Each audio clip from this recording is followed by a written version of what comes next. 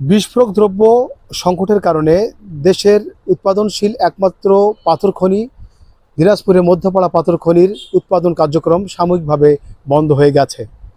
বৃহস্পতিবার 28 আগস্ট সকাল থেকে খনির পাথর উত্তোলন ও রক্ষণাবেক্ষণ দায়িত্বে থাকা ঠিকাদারি প্রতিষ্ঠান জার্মানি টেস্ট কনসোর্টিয়াম জিটিসির উৎপাদন বন্ধ করে দেয়। সেই সাথে খনির উন্নয়ন কার্যক্রমও সাময়িকভাবে বন্ধ রয়েছে।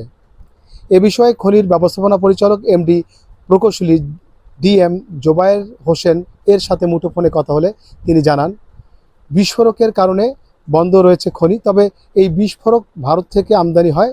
বর্তমানে বাংলাদেশ প্রবেশের অপেক্ষায় এবং কাস্টম ক্লিয়ারেন্সের অপেক্ষায় আছে। হয়তো 2-3 দিনের মধ্যেই খনি এলাকায় বিস্ফোরক পৌঁছবে, সেই সাথে খনির স্বাভাবিক উত্তোলন চালু হবে। দৈনিক বাংলাদেশ মিডিয়া, সত্যের সন্ধানে সারাক্ষণ।